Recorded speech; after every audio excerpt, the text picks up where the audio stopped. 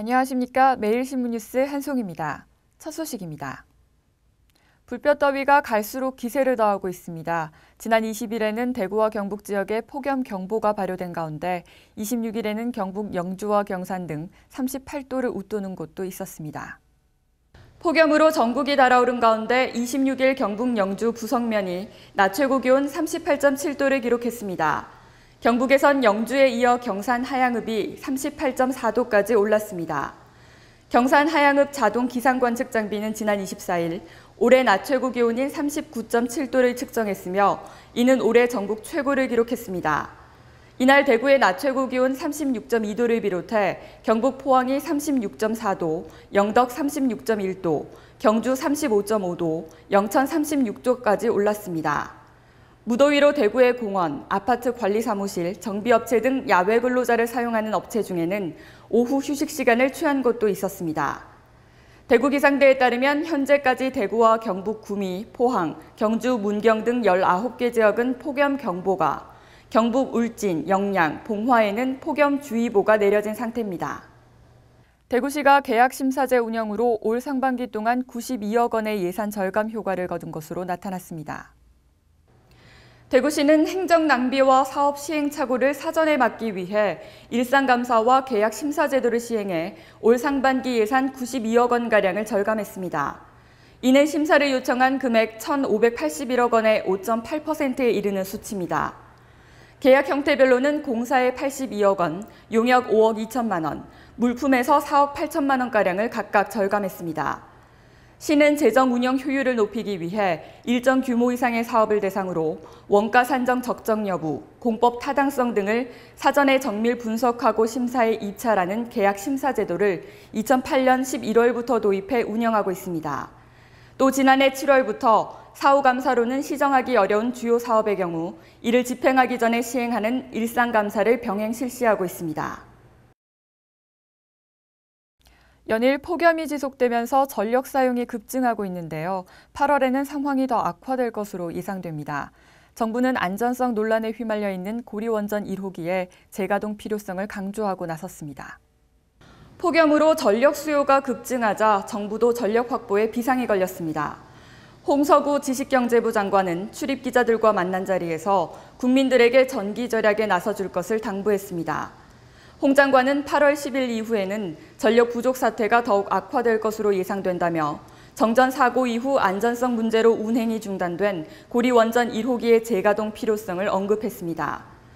홍 장관은 고리 주민과의 합의를 위해 끝까지 노력하겠지만 공동 확인에 계속 반대하는 것은 국민적 합의를 이루는 것과는 거리가 있어 고리원전 1호기를 돌릴 수밖에 없다고 말했습니다.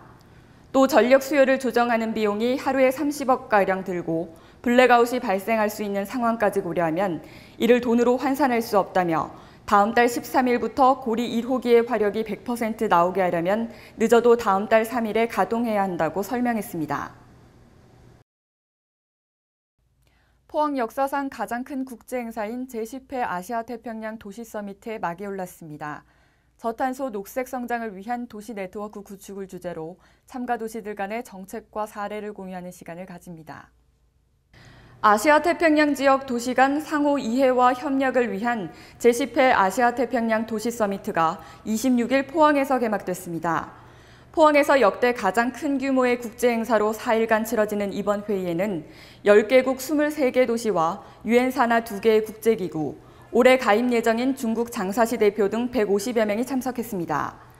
참가자들은 이번 회의를 통해 친환경 녹색산업 기반 구축을 위한 도시 간 협력 방안, 테마화된 도심 개발 및 수변지구 개발을 통한 도시 재생 정책, 저탄소 녹색 도시 조성 전략 등을 논의합니다.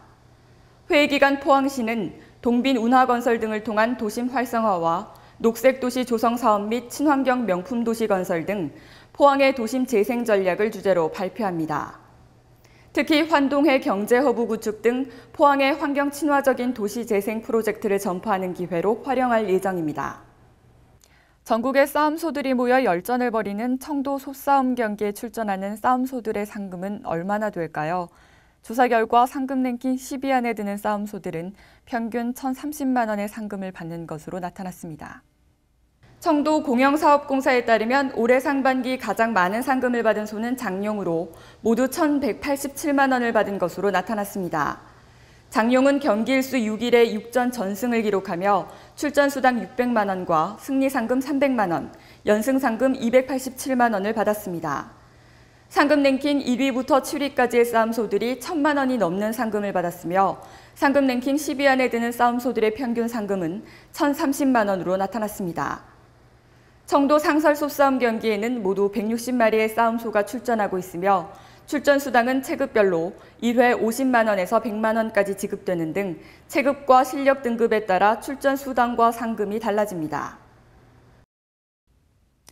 오늘 대구 경북 지역은 폭염특보가 발효 중인 가운데 낮 최고 기온이 33도에서 37도로 무덥겠습니다. 대구와 경북 남부 일부 지방에서는 오후 한때 5에서 10mm의 소나기가 오는 곳도 있겠습니다. 주말에도 낮 기온이 37도를 웃도는 등 폭염과 열대야 현상이 이어지겠으니 건강관리에 유의하시기 바랍니다. 이상으로 7월 27일 매일신문 뉴스를 마치겠습니다. 시청해주신 여러분 감사합니다.